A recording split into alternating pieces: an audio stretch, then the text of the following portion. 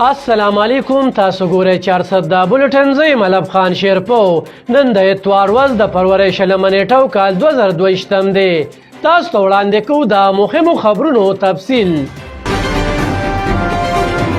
د شمالي اشنغر د ټولو لویه نجي تعلیمي اداره مندړي پبلک سکول کې سالانه تقریب شوی دی چې مشر مېلمه یې د پیښور او ډیای خان بورډ چیرمن نصر الله جان یوسفزی و. د دغه دستوري مشري استر علمدین مولانا طیب ته سپارلې وه. په دغه موقع دغه ادارې نه په پیښور بورډ کې څلورم پوزیشن اخیستونکو طالب علمانو ته د مشر مېلمه په لاسو انعامونه ورکړی شول. دغه دستوري له د یاد شوي نجي ادارې ایم ډي ماهر تعلیم انعام الله خان ټول شاګردان رابللي وو، کم چې دی وخت کې د پښتونخوا په مختلفو شعبو کې په لاس څوکو ناست دي او د ولس خدمت کوي. ورسره هغه افسران یې هم رابللي وو کم چې په لویو لویو څوکو تعینات دي او تعلق یې د مندړي شمالي اشنغر سره دی. ایم ډي انعام الله جان د مېلمنو شکریا ادا کړه او ویل چې دلته موږ انسانان جوړو او همدغه وجه ده چې د مندړي پبلک سکول طالب علم د اعلی پای تعلیمي ادارې د ډغرې جوګه دی او وتلې طالب علمان نن په اعلی څوکو ناست دي.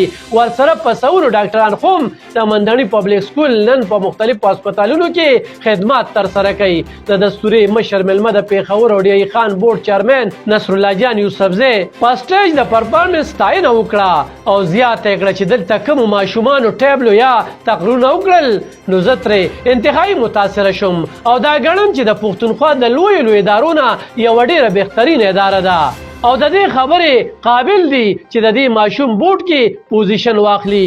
ورسره چیرمن بورډ په سرکاري استادانو غږ وکړو چې تاسو هم خپله کارکردګي ښه کړئ نو ستاسو ماشوم هم د نجي سکول طالب علم نه ښه کارکردګي ښودلی شي. دغې دستورې له د تحصیل تنګي میر فیاض علي سالار هم راغلی وو. د 400 نوموړې اداره فرنټیر کالج دویمه پرانیسته د محمد ضیاء یونین اف جرنالست د صدر حاجي فیض محمد په لاس وکړی شوې ده. فرنټیر کالج چې 33 کاله زوړ تاریخ لري او نوشیره روډ باندې واقع دی. خپل دفتر یې د فیصل بینک مخې ته په یوې پلازه کې پرانیسته دی. په دغه موقع تعلیمي ماهرین او خبریالان رابللي شوي وو. د دغه ادارې پرانیسته په کال 1909 او یایم کې بابای صحافت حاجي ګلکرم خان کړې وه. 33 کاله پس دفتر څو قدمه مخکې وړلو باندې ایم ډي حمدالله جان خپل روایت برقرار ساتلی دي او د خدای بخلي حاجي ګلکرم خان فرزند او د محمد ضیاء یونین اف جرنالست صدر حاجي فیض محمد په لاسو دویمه پرانیسته یې کړې ده. په دغه موقع پروفیسر امان الله، صحافي زاهد الله خان، حاجي صدیق الله، طارق جان قریشي، نصرت حسین توبان، محمود جان عمرزی، آفتاب علي او نور تعلیمي ماهرین موجود وو. ایم ډي حمدالله جان د ټولو راغلو شکریا ادا کړه او ویل چې موږ همیشه دا سوچ لرلی دی چې انسانان جوړ کړو او همدغه وجه ده چې نن د پښتونخوا په لویو ادارو کې د آی ټي په شعبه کې د فرنټیر کالج یو طالب علم خدمات ترسره کوي او لومبنی توفیق الله پاک راکړی چې 400 کې مې د کمپیوټر، شارټ هینډ او نورو مختلفو کورسونو طالب علمانو ته د زده کړو بنیاد ایښودی دی. د ذکر وړ ده چې 33 کاله زړه اداره فرنټیر کالج ته په مختلفو وختونو کې وفاقي او صوبایي وزرا هم راغلي دي او غریبو خلکو له د دې ادارې مشر سکالرشپ هم راوړی دی.